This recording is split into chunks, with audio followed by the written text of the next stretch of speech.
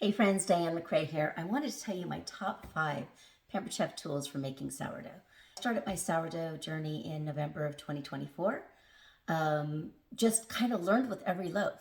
So no matter where you are in trying out sourdough, you're going to get where you want to be. Just keep trying, keep learning. First off is our pastry mat.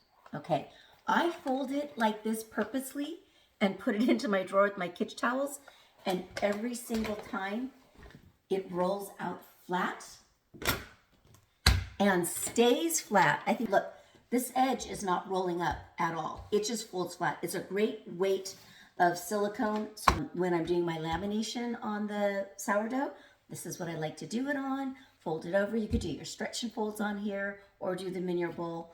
Next is my digital thermometer, because when I'm adding water and feeding my starter, and I fed my starter last night, see how it doubled in size? Look at all the little holes in there. Isn't that beautiful? When you're adding water to your starter, it needs to be between 100 and 110 degrees max. Any hotter than that, I understand you can kill your starter. So this one has a probe that folds in nicely. It actually reads in Celsius or Fahrenheit. There's an on-off switch. And see this little guy right here?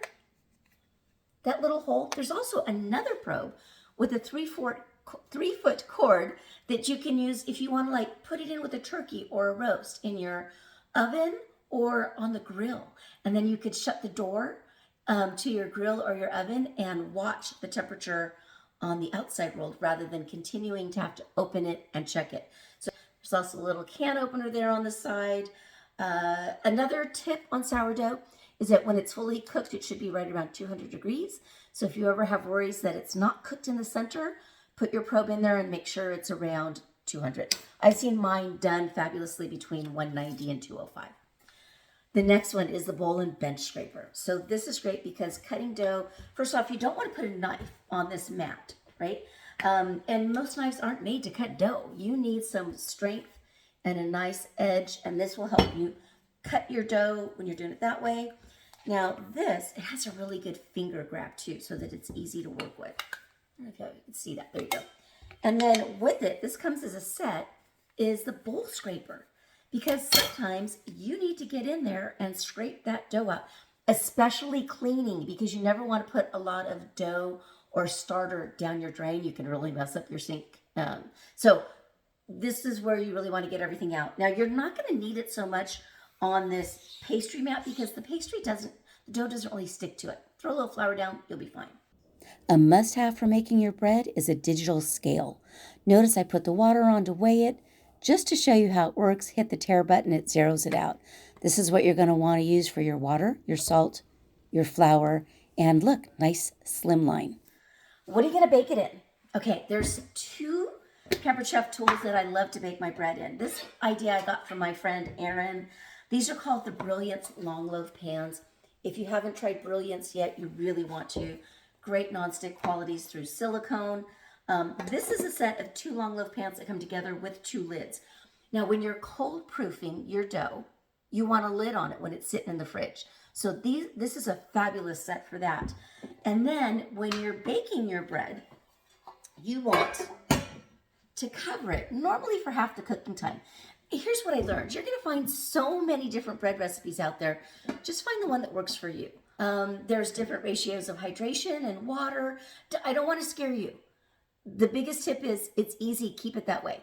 My favorite, and what I have only been using lately for baking my bread, is my deep covered baker. These have been around forever. The color is new. It's now a matte white. What I will tell you is the exterior cleans up super easy. If I ever get any marks on here, a little white magic eraser takes it right out. These are good. Oh, I didn't tell you, these are good up to 450 degrees. The stoneware is good up to 500 degrees. There are so many great dishes that you can make in this for dinner or a dessert in the microwave. The amount of dough I make per batch is enough to make 2 of the round bouillets. So normally what I'll do is I'll make a small loaf in here. I throw some parchment in so it just comes out easily. And then I'll make a normal sandwich bread, plain loaf in here. It's great because you've got the lid to cover it while it's cold proofing. You've got the lid on here to cook it. And then halfway through, take it off and let it finish. You have got to have a good bread knife. And the coated bread knife is perfect because it's light in weight, but nice and sharp so that it will cut through your breads and baked goods without squishing them. So tell me, where are you at with your sourdough? Have you tried it? Are you gonna try it? Are you like, I'm gonna go to the store and buy my sourdough? Let me know. I hope I gave you some good tips.